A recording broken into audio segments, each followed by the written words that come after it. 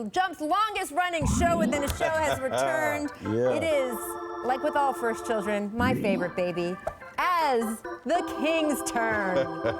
In our most recent episode, our heroes are reflecting on what might have been with long-lost look in their eyes, the 2018 draft back in June. As you recall at home, the Kings drafted Marvin Bagley second overall, with Luka Doncic still on the board. Kings head coach Dave Joerger, who has reportedly been at odds with the front office, that's a whole nother episode of the show, had an interesting quote when asked about Doncic over the weekend. Here it is. Perhaps there was an idea that there was a ceiling on him. I don't see it, unfortunately for us. But he's great for them, and he's great for our league.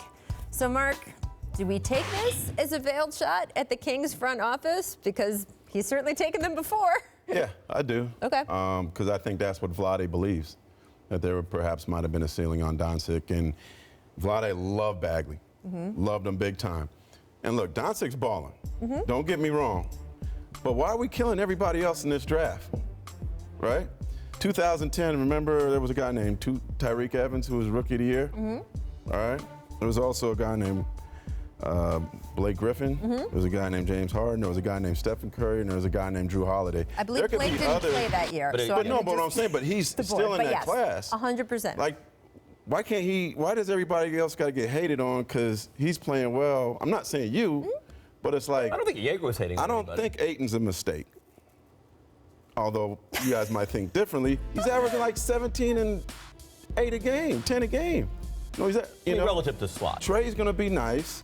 Bagley, if the coach wants to play him, I think will be nice. Whoa, that's a whole separate discussion. I mean, by the way, I agree with you that we don't have to knock down any one player to favor the other player. And by the way, all of the top 5 draft picks in any class are supposed to be good. Well, that's the they're point. all good to me. All right, but first of all, is this a controversial statement? All we do in this league right now is talk about there's no ceiling on Luka Doncic. I mean, the greatest libel is the truth. Isn't that the old Yiddishism? Right. I mean, so number 2, Bagley's playing. Like, when he's healthy. Like, he's playing 24, 25 minutes a night. How many bigs? Why does the Kings Mark, have to keep him down to 24 minutes when he's the number 2 pick in the draft? Mark, you were killing the Kings last year for not paying Willie. Now Willie's got those minutes. They signed Bielitsa.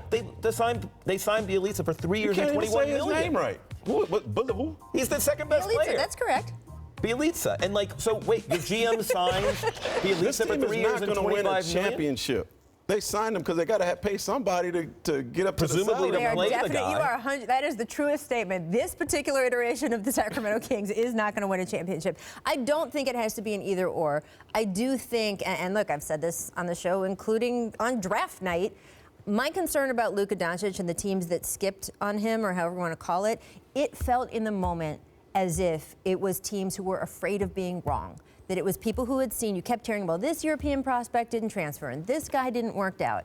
And I do not think that, especially in a league like the NBA, being afraid of being wrong is a reason to make decisions. You will be wrong sometimes. That will happen. You do not know for sure what a guy is like at 18 just thought that or 19. Bagley will be better. But to be afraid of being wrong on someone, and especially for Vlade Divac, who was obviously understands how European players' games translate. I think when it was sort of came out that Vlade was going to pass on him, because we knew kind of early-ish on that they were favoring Bagley, I think that scared a lot of other GMs because people said, oh, well, if Vlade Divac isn't going to grab him up, then what does that tell you, well, sort then of they should thing. be fired. And, well, if somebody who made a different decision has been fired since that draft. So it just, on draft night, we kept talking on this show, we did a 5-hour telecast on draft night, that being afraid of being wrong is not the way to make decisions. But and it's in fact, risk aversion is honestly, though, like a bedrock principle of so many front offices. Well, I mean, nobody wants to be the one person who gets fired. Right.